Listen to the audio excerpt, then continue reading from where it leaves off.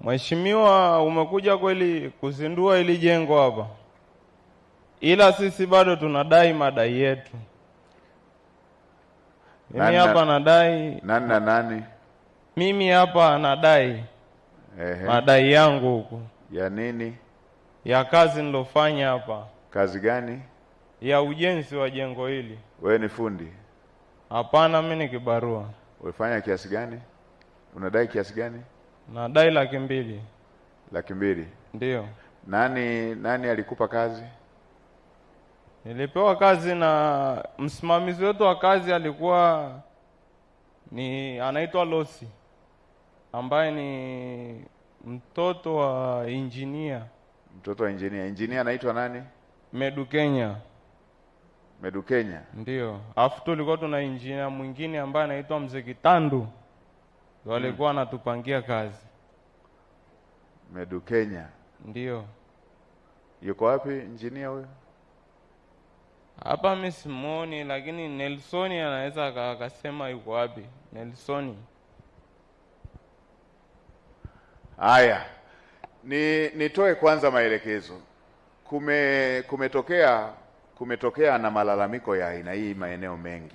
Mheshimiwa Mkuu wa Mkoa na waheshimiwa mawaziri ambao mko hapa, kumetokea wimbi la wakandarasi wanapopewa kazi, wao wanalipwa na serikali, lakini hawawalipi wale subcontractors na vibarua wanaofanya kazi katika maeneo hayo. Hili jambo halikubaliki. Nimesema jana na narudia tena hapa kwamba utaratibu huu unakiuka haki za Watanzania. Wapo wale wakandarasi kutoka nje ya nchi, wao wakicheleweshewa malipo wanaweka riba kwa serikali, wanalipwa na riba wakicheleweshewa, lakini wao wakipewa fedha kwa wakati wanatumia miezi 6, wengine mpaka mwaka, wengine mpaka mwaka na nusu kuwalipa wakandarasi wazawa na kuwalipa wafanyakazi kama hawa.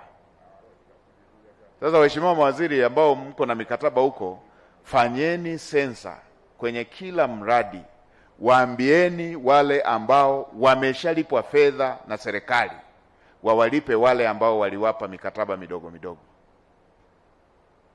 Wekeni na ukomo kwamba ifikapo baada ya muda fulani hatutaki kuona kuna mtu anadai ili hali serikali imelipa.